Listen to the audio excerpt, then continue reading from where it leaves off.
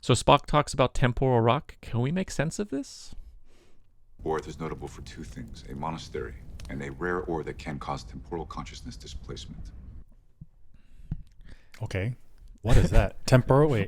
So a monastery and a rare rock that can do temporal consciousness displacement. So like, Yep. so temporal conscious. So it's consciousness. It's like your mind. It's like your awareness of your consciousness, and then temporal, which means they shift your mind to different times. Mm-hmm. So let's say I touch the rock. Okay. And then my mind is like back in 1850. Looking at some trains. Yep. Looking at some trains or whatever. Some I steam guess engines. I could go in the future.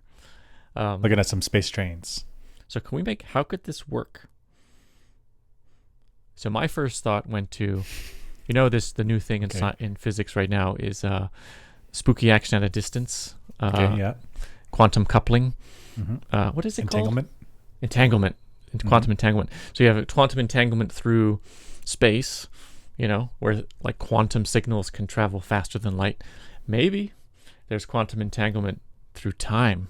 So as soon as you touch the rock, the wave function collapses in some sense, and you grab information from the past.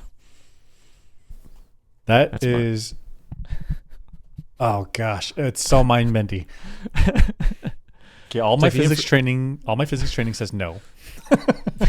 But at the same time, if there was a particle that could travel in time, because time is just any other variable, then sure, actually, right? Like, so if you have a particle that's going forward in time and backward in time, this pair production, which is one of the key parts of this quantum entanglement, if you were to measure the future particle, that would also give you information about the past particle. And so here they are. Here's like the people on the monastery. They're like touching the stone, and they like lick the stone, and then they're like, "I'm transported in time." Yeah, the harder thing to explain, I think. Okay, we could make, if you touch a rock and you jiggle it, and it collapses the wave function, it communicates with its quantum information in the past. Cool, like the rock, which still seemed like a rock. Somehow that quantum information from the past like zips into your brain and is now comprehensible as information. It's like, oh my god. Oh, actually, that part makes a lot more sense to me. Oh, because right. So then you have some particle, some information, some energy, somehow energy density traveling through time, and its conduit is the future rock and the past rock, and then there's a wake that's followed, that's like an energy wave that follows behind it, and then it gets read into your brain, and then your brain interprets it. Okay, so but your brain is like ready to interpret this like quantum time wake. Yeah, I mean, what does our brain do other than interpret information around us? Okay, I got it right. So my interpretation of this was there's like some rocks where you lick it and then you can see through time. This is drugs. This is just LSD. This is and like, yeah, like we built a monastery not rocks, there. That's frogs. That's frogs. Yeah, right. So it's like frogs that have been petrified from whatever back. I'm seeing back in time, seeing frogs from the past. Like, yeah, they're petrified frogs made of drugs.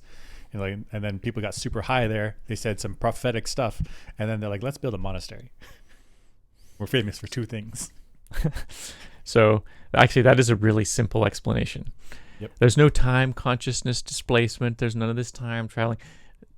They're just licking some rocks and getting high, and brain getting wrecked, and their brain is like, "I'll go through time," but actually, it's just a trip.